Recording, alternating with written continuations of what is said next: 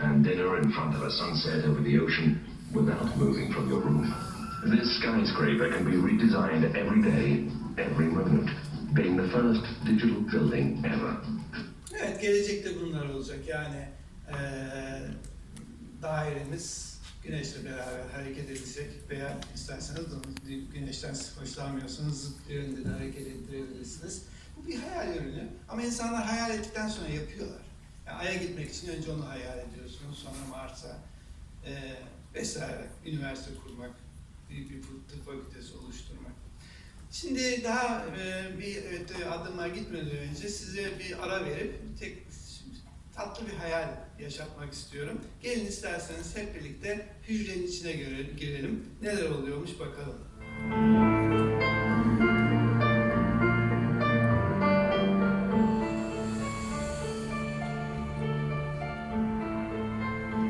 Hücrenin zarı, raflar, iplik raflar. Bu animasyonlar gerçekçi. Yani tabii gerçek film değil ama bakınız bu film olmuş 14 ay bir sürü sanatçının çalışması gerekmiş.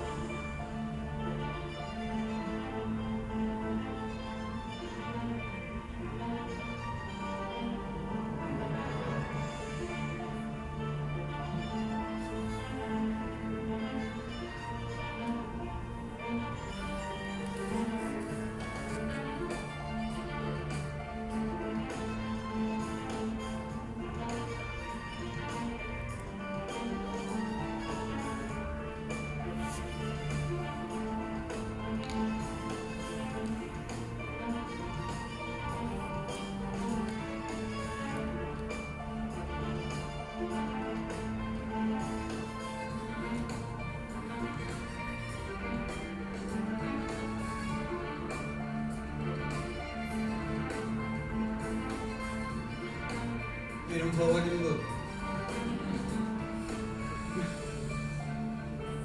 Bu gerçek, bu da gerçek. Aynen böyle.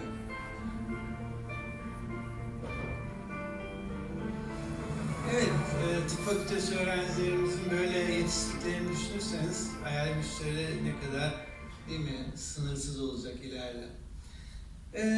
Bir başka heyecanlı bir şey daha göstermek istiyorum. Bakınız insanoğlu hayal etmeye başlayınca yapamayacağının sınırı yok demiştik.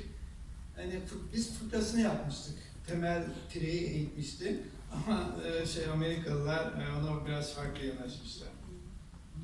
Arıyı eğitmişler deneysel amaçla. Gördüğünüz gibi arı topu deliğe sokabiliyor bal karşılığında. Buradan hareketle de yapılan araştırmalar gerçekten ilginç sonuçlar veriyor. Çünkü bu arıların hepsinin sırtında casusluk için geliştirilmiş böyle mini kameralar var. Dolayısıyla gittikleri yeri kaydediyorlar. Bir de GPS var. Dolayısıyla buradan mesela araştırıcılar anlamışlar ki aslında arıların da bayağı karmaşık kişilikleri var. Her biri de birbirinden farklı. Veya daha da hayal gücümüzü zorlarsak, farelere bakarsanız işte bir koşturuyorlar, duruyorlar, şöyle bir bakıyorlar. Walt Disney'i çok etkilemişler, işte onun gölgesinden bugün değil mi, muazzam bir sanat dalı ve endüstri doğmuş. Ama bazı araştırıcılar da şöyle düşünmüşler, acaba bizim görsel algımızın limitlerini aşarsak ne olacak? Biz 300 milisaniyede olan bir olayı izleyemiyoruz.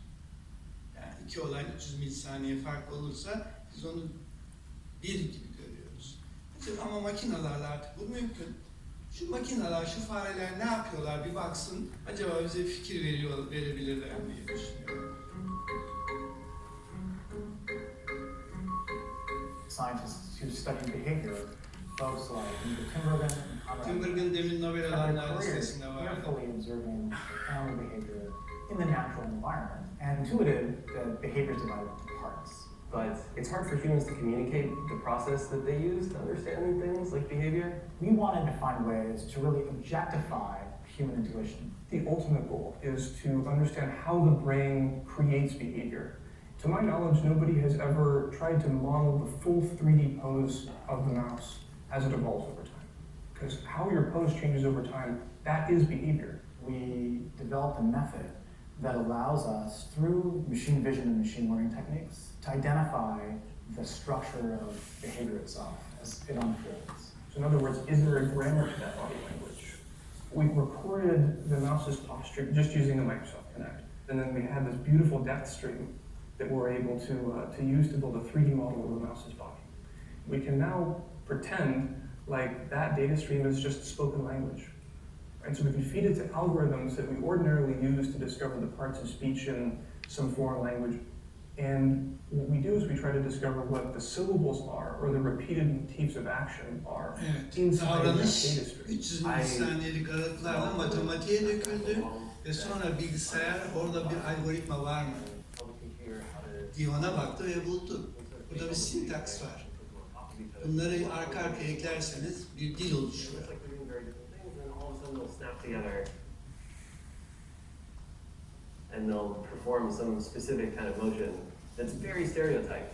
Every way that we looked at the data, once we finally had it, it was clear there was an enormous amount of structure that people just hadn't described before. These brief three-dimensional motifs of action, we saw that there was a kind of almost rhythm to the way that mice behave. About every 300 milliseconds, they seem to be switching to doing something else. The average lab mouse's syllables can enact all the behavior that we see. All kinds of little pieces that are too fast for a human observer watching the mouse to say, ah, that is a repeated motif of behavior. So for example, like a mouse might sniff or dart or rear up into there or bunch up into a ball. My favorite syllable is the hunting dog syllable, where the mouse. Evet, şimdi hayal gücümüzü biraz daha pragmatik bir alana yöneltelim. Hastalarımıza faydalı olmak istiyoruz. Ne yapalım diye düşünüyorum. Direkt böyle biyolojiyi, devreni çok fazla anlamaya emek sarf etmeden bir önerme epeydir ortada var. Dediler ki insanların beyninden elektrik dalgaları çıkıyor. İnsanlar biz eğiterek o dalgaları değiştirmeyi becermelerini geliştirdik. Acaba bunu sakatlığı sonuçlarını düzeltmede kullanamaz mıyız? Bütün Einstein'ın dediği gibi böyle çok farklı düşünceleri gibi bu da hepimize çok yabancı geldi. Ama onlar ısrarla çalışmaya devam ettiler ve bizi mutlu eden bu sonuçlara ulaştılar. Şimdi onu izleyelim. You're watching the most advanced brain-machine interface in action. Kathy Hutchinson is paralysed and unable to speak.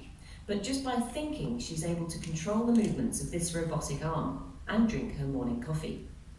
She's part of a pioneering study run by researchers at Brown University in the US. People who are paralyzed have their brain disconnected from their body, so they're not able to go out and do everyday things that you and I can do, like reach for a glass of water or scratch your nose. And I think many of us don't realize how debilitating it is, especially for people who have the severest forms of paralysis, that's called tetraplegia, where they can't move their arms and legs because there's been damage to the spinal cord or a stroke that's cut the pathway from the brain to the spinal cord.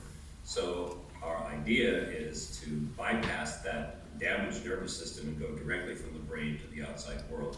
So the brain signals can not control muscles, but control machines or devices like a computer or a robotic limb. The trial is called BrainGate. The team announced their first success in 2006. Matt Nagel was left paralysed in all 4 limbs after he was stabbed, but using the BrainGate system, he could control a cursor on a computer screen with his thoughts. I'm going to open the first email, which says congrats. It says you are doing a great job. Next, I'm going to open